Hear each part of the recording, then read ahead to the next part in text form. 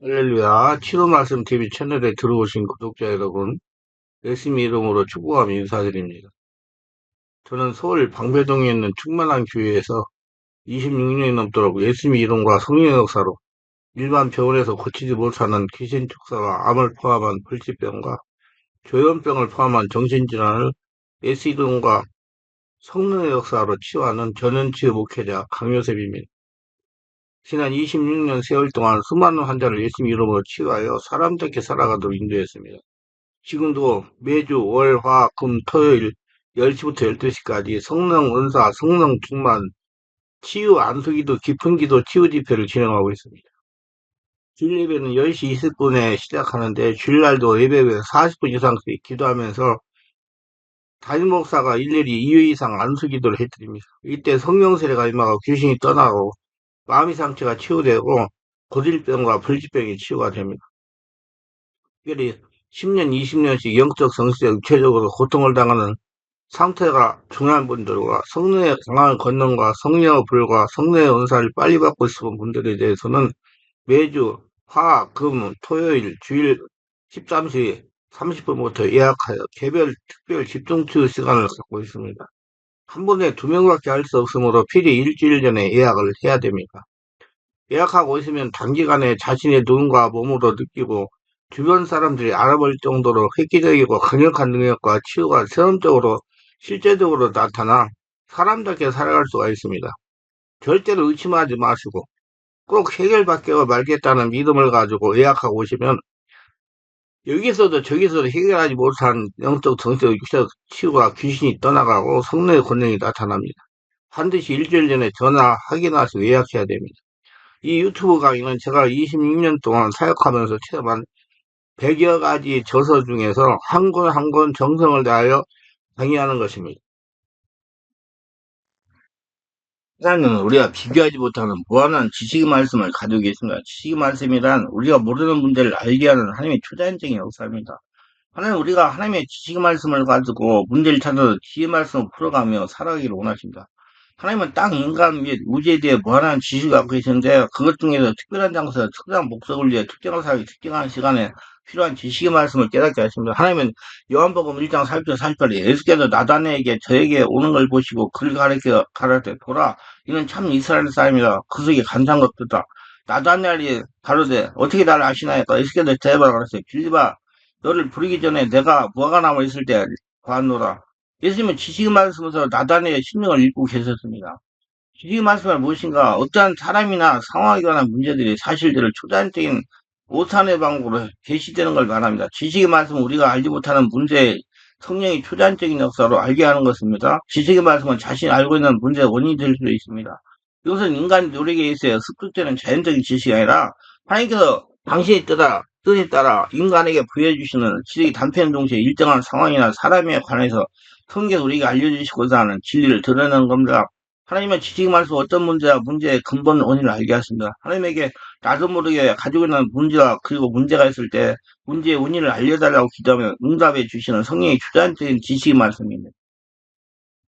첫째로 지식의 말씀을 주시는 목적이 하나님은 우리에게 지식의 말씀을 주셔 문제를 풀어가겠습니다. 하나님은 병이나 귀신 역사가 문제를 일으키는 것과 문제의 원인을 초자연적인 지식의 말씀을 알게 하시고 고치고 해결하게 하십니다. 교회, 선교, 사업장, 부동산 등 주님께서 원하시는 장소를 가르쳐 주십니다. 사업장의 구입이나 부동산의 구입 시기를 알려주십니다. 상담의 근본 문제를 알게 하시 해결되게 하십니다. 인간의 마음의 비밀을 나타내 유익게 하십니다. 다른 사람의 삶의 내용을 통사람으로 정보기도를 하게 하십니다. 이런 사람이나 세상을 가르쳐 회복하게 하십니다. 마음의 상처의 근본 뿌리를 찾게 하여 치유하게 하십니다. 또 나나 다른 사람 속에 또는 가정에 숨어있는 질병이나 문제를 알아내기도 하십니다. 때가 되면 문제를 일으키고 숨어서 역사하는 악한 귀신들을 성령적인 초진적인 역사를 알게 하는 겁니다. 예를 설명한다면 사람 속에 숨어있다가 스트레스 받으면 나타내고 기다리는 것입니다. 이런 성령 역사에서 스스로 드러내기도 하고 기도 중에 성령이 알려주시기도 합니다. 반드시 성령의 역사가 있어야 나타납니다. 왜냐하면 영적인 세력이 결부되어 있으므로 강한 성령의 권능이 있어야 하는 것입니다. 그러므로 예수를 믿는 것도 중요한데 성령 역사적 세를 체험하는 것입니다. 많은 그리스도인들이 성령의 세를 체험하지 못하고 믿음 생활을 합니다. 그래서 많은 그리스도인들이 자신에게 숨어있는 문제를 사전에 발견하지 못하여 고생합니다. 그래서 하나님에게 지혜의 말씀만 들어서는 안 됩니다. 지식 말씀도 들어야 돼요. 하나님의 지혜 말씀은 깊은 영의 상태에서 들려오는 겁니다. 지식 말씀은 생각으로 떠오르는 겁니다. 지식은 정보이고 지혜는 정보를 해결하는 방법입니다. 지혜 말씀은 지식 말씀이 있어야 됩니다. 지식의 말씀은 인간의 지혜, 이해의 범위를 알 수 없는 것을 성령께서 정보를 주시면 알 수 있게 되는 것입니다. 마음으로 깨달아지거나 환상을 보거나 꿈을 보거나 촉감, 육감, 직감으로 알게 되거나 성경보를 단어가 떠오르는 것입니다.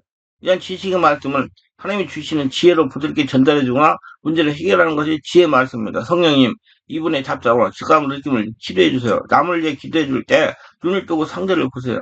그 사람을 보는 동시에 성령님 보세요. 성령의 귀를 기울이세요. 마음속에 어떤 느낌이 오는가 그 느낌을 기도로 잘 표현하세요.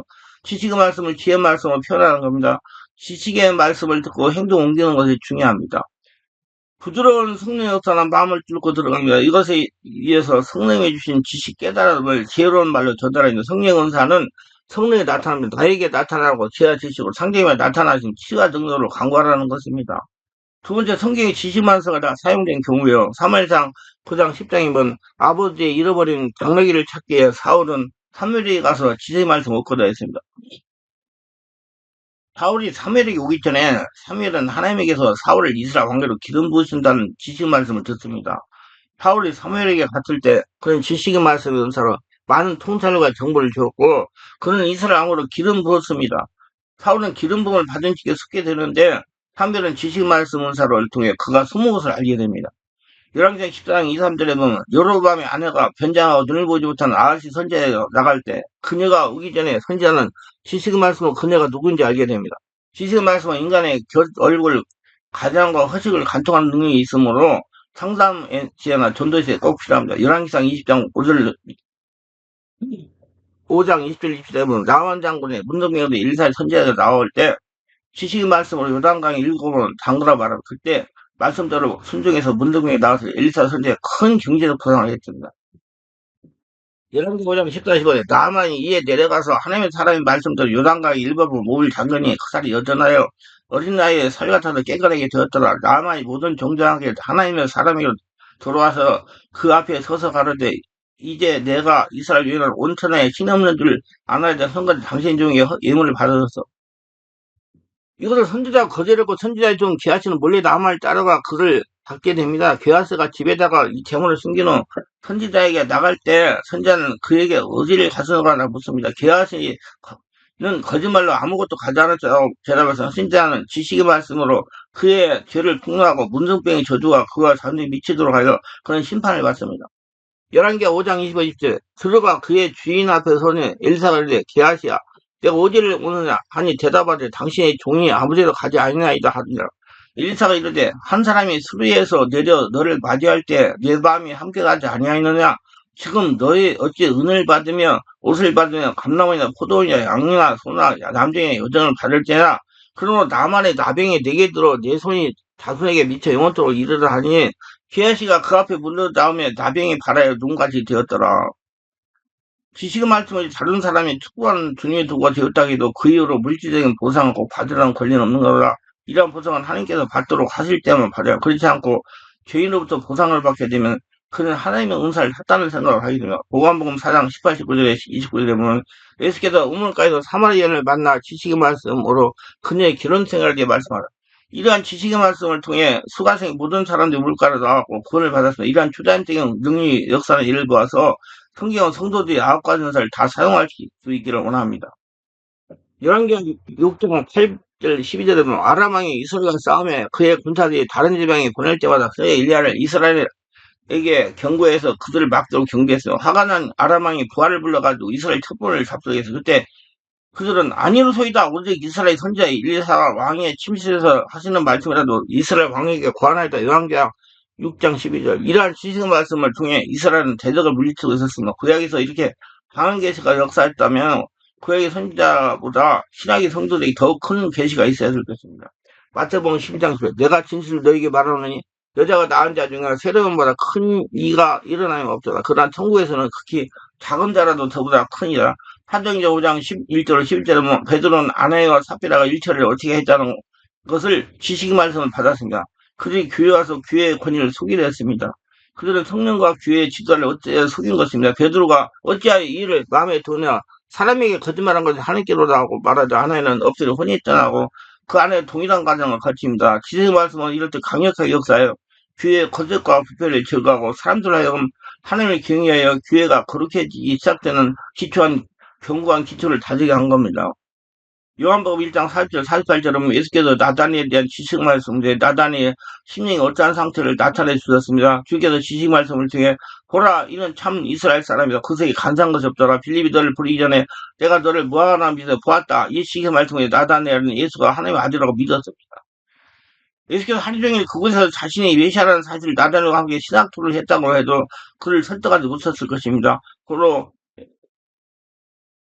고모, 삼촌, 형제, 자매나 사촌, 친구, 불신자들과 하루 종일 논쟁을 해도 안 되는 일이 적당할 때 지식 말씀에 그의 심령에 주님을 받고 피하는 모든 장애물을 너무 역사할 수가 있습니다. 모두 지식 말씀 은사를 받아서 하나님께 영광을 돌리고 은혜가 충만하시고 문제를 알아서 치료하고 고쳐서 하나님의 살아계심을 증명하는 복된 도구들이 되시길 주님으로 축원합니다.